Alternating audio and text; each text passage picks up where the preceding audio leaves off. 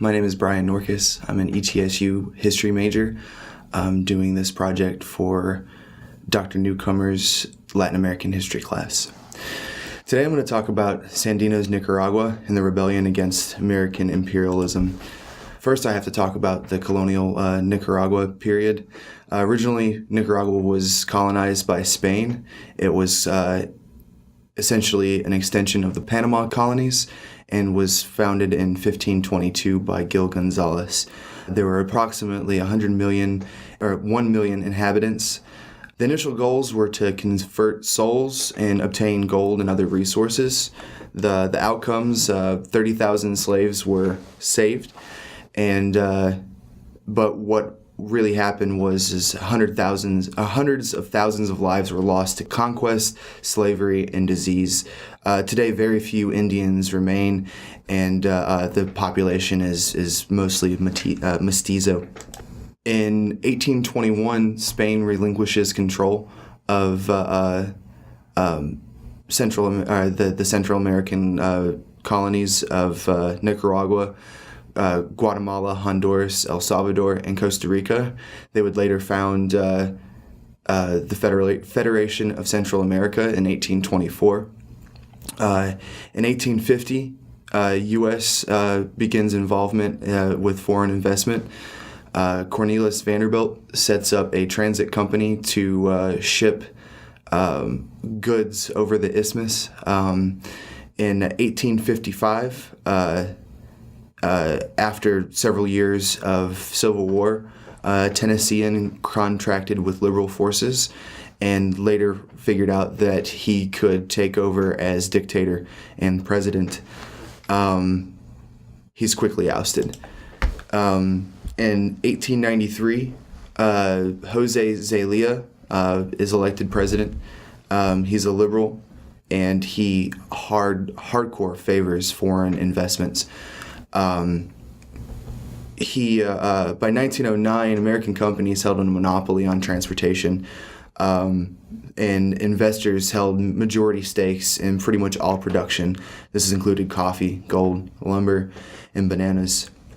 Late in his presidency, he begins taking loans from Britain and holding major discussions with Japan for exclusive rights for an interoceanic canal.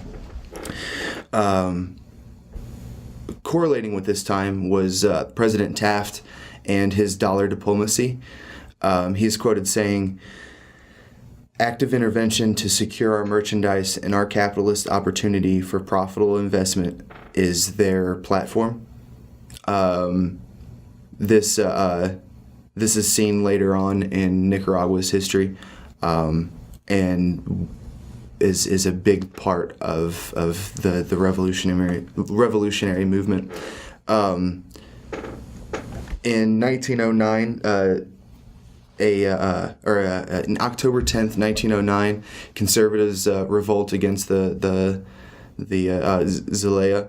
2 American soldiers of fortune lose their lives, and the U.S. uses this as an opportunity to break ties with diplomatic ties with the presidency and land Marines to support the conservatives. Zelaya abandons the presidency almost immediately. From 1912 to 1925, the U.S. sets up puppet regimes in Nicaragua with 3 consecutive presidencies. The first of which, Adolfo Diaz, served from 1911 to 1917. Second, Emilio Chamorro, from 1917 to 1921. And then Diego Manuel Chamorro from 1921 to 1923. During this time period, the Bryan-Chamorro Treaty was signed. This was October 4th, 1914. William Jennings Bryan and General Emilio Chamorro discuss a way to grant U.S. exclusive rights to interoceanic canal, and a 99-year renewable lease on territory to set up naval bases. Nicaragua was reimbursed a mere $3 million. Born May 18th, 1895, Augusto Cesar Sandino was born in Nicaragua. His father, a wealthy landowner, Don Gregorio Sandino, was a liberal, and his mother, Margarita Calderon, was a servant of the Sandino family and was a native or Indian. His early life, Sandino lived with his mother for up until his 6 or 7 years of age. He moves to his father's home when his father marries. His father actually treats him as his firstborn, which is unusual for this time period. Augusto was his original name was Augusto Calderon, but he took his name when he went to his father's home. His father was an avid reader and had an extensive library, and Augusto had access to this at a young age, and he was educated in his hometown.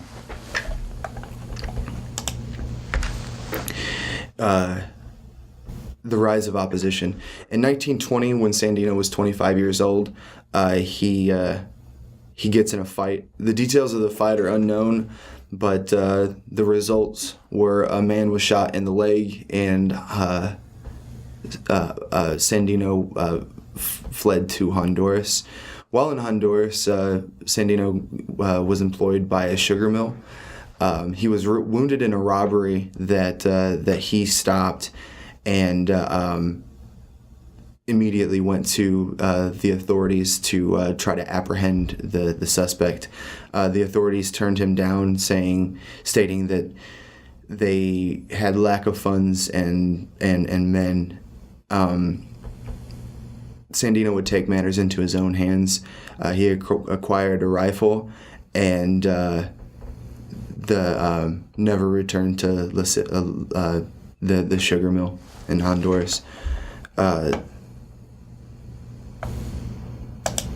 Later, Sandino would travel to Tampico, Mexico. He was employed in 1923 at South Penn Oil Company. There, Sandino was exposed to most of his ideologies. He was exposed to Mexican nationalism and envied it with great wonder. He had close ties with the General Confederation of Workers. He witnessed strikes for workers' rights. While he was there, he developed anti-American sentiments. He was working for an American oil company, but he saw that the Americans were taking advantage of Mexico and as well Nicaragua. While he was there, he was actually teased for being Nicaraguan, because the Nicaraguans were so known for just letting the U.S. walk all over him. He was quoted saying that he wished that there was 100 Nicaraguan men like him that cared for his country like he did. In 1926, Augusto leaves home. His father sends him a letter saying that there was revolt in impending revolt in Nicaragua. In 1925, U.S. troops had left and let the puppet regimes fend for themselves. Emilio Camaro takes advantage. He wants to be president again, so he revolts against the puppet regime.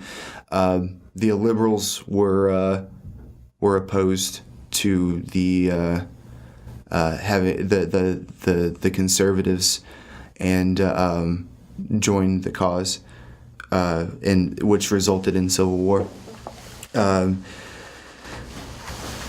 At the beginning of the war, Sandino wasn't involved, but got a job in the San Albino gold mine.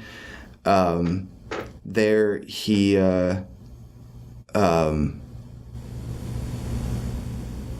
sees the poor conditions the workers are working in. The workers are making company script instead of cash, and he urges his coworkers to strike. Sandino used his knowledge of what was going on in Mexico to convince 29 men to join the cause. He armed the men with his own money, and he led an attack which was initially unsuccessful. Later on, Sandino and his followers sided with the liberal constitutionalist government. He asked the constitutionalists for weapons and support, and was not taken seriously. To help constrain the revolt, Marines landed in Puerto Capeza and declared it a neutral zone, and gave 24 hours to give the constitutionalists time to leave. During that period, Sandino and six followers and some prostitutes helped Sandino acquire weapons from the stores that were left behind. He secures 3,000 weapons, rifles, and 7,000 cartridges. Later on, he's asked to give the weapons back and refuses. About a year later, he joins forces with Generals Perón, and Arias, which makes his forces over 2,000 men. In 1929, Sandino and his 2,000 followers march to meet with General Moncada. During that time, Moncada informs him of his plan to surrender in favor of Adolfo Diaz, which, if you remember, was the first puppet regime set in place by the U.S. Sandino is livid. He refuses to lay down arms and flees to the hills.